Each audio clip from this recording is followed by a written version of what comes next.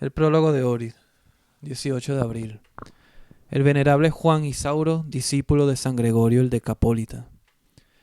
En tiempos de la herejía iconoclasta, el emperador León el Armenio sometió a Juan a grandes torturas junto con su maestro Gregorio y con San José el himnógrafo. Cuando Gregorio terminó su vida terrenal, Juan llegó a ser abad del monasterio de Decápolis, en Constantinopla. Siendo ya abad, intensificó sus trabajos ascéticos por el reino de Dios. Terminó serenamente su vida alrededor del año 820.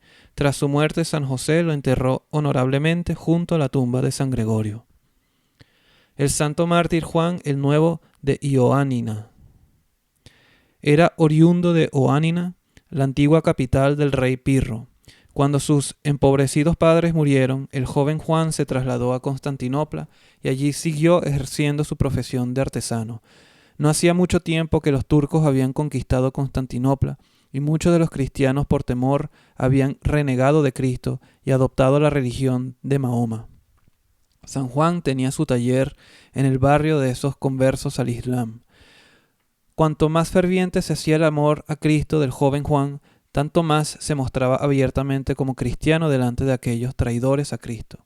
Empezó a discutir con ellos sobre la fe y finalmente terminó echándoles en cara su traición. Entonces lo llevaron ante el juez y falsamente lo acusaron de haber abrazado antes el Islam y de haber retornado al cristianismo. Después de torturarlo y golpearlo con palos y barras de hierro, lo arrojaron al calabozo. Al día siguiente, fiesta de la resurrección de Cristo, otra vez lo sacaron para torturarlo. Y Juan salió cantando alegremente: Cristo ha resucitado de entre los muertos. A sus torturadores les dijo valientemente: hagan lo que quieran para enviarme cuanto antes de esta vida transitoria a la vida eterna. Soy esclavo de Cristo, a Cristo sigo, por Cristo muero, para poder vivir con Él. Después de eso, lo encadenaron y llevaron a un lugar para quemarlo. Al ver una gran hoguera preparada para él, Juan salió corriendo y saltó al fuego. Los torturadores, al ver cómo deseaba la muerte en el fuego, apagaron la hoguera y lo condenaron a ser decapitado. Cuando lo decapitaron, tiraron la cabeza y el cuerpo al fuego. Más tarde los cristianos recogieron la ceniza y algunos restos de sus honorables y milagrosas reliquias, y las enterraron en la gran iglesia de Constantinopla. Así fue como padeció San Juan de Ioánina, y cómo recibió la gloriosa corona del martirio el 18 de abril del año 1526. Los santos mártires Víctor, Sótico, Zenón, Asindino y Severiano de Nicomedia. Los 5 fueron torturados en tiempos del emperador Diocleciano. Habían sido paganos hasta que fueron testigos de las torturas del gran mártir San Jorge. Viendo los sufrimientos y la valentía de ese glorioso mártir, y más tarde los milagros que se produjeron por su intercesión, abrazaron la fe cristiana. Muy pronto padecieron por ella y fueron coronados con gloria. Reflexión.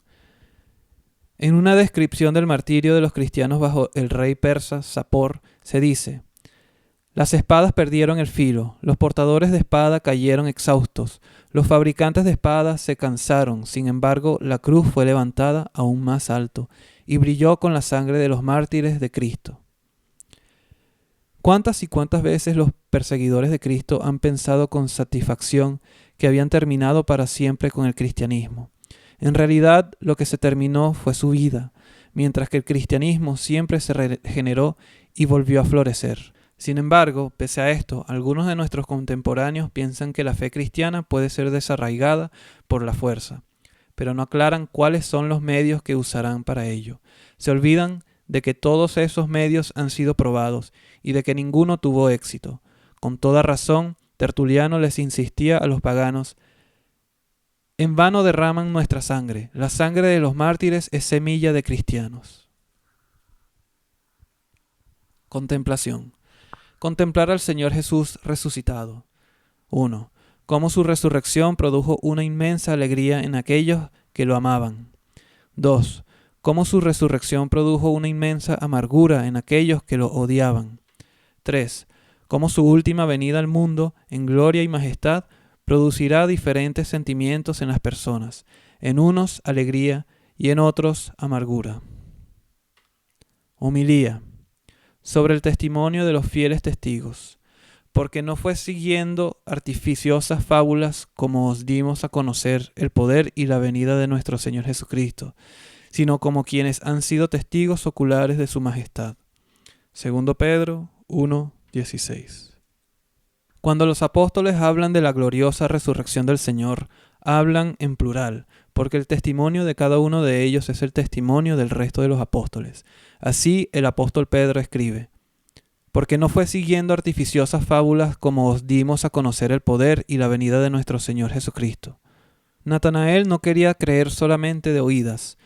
Por eso el apóstol Felipe le dijo: ven y verás. Juan 1:46. Natanael fue, vio y creyó. Así ocurrió con el resto de los apóstoles. Hasta que no se acercaron a Cristo, oyeron y vieron, no quisieron creer. Los apóstoles no se sentían atraídos por las fábulas bien imaginadas. Su mente sana y natural buscaba hechos visuales y no fábulas. Oh hermanos míos, nuestra fe está bien establecida y probada. La huella de Dios en el mundo está bien trazada. Nadie tiene que dudar. La resurrección de Cristo está bien atestiguada. Nadie tiene que desesperar. La duda y la desesperación son dos gusanos que se alimentan del pecado. Quien no peca ve claramente la huella de Dios trazada en el mundo y claramente conoce la resurrección de Cristo.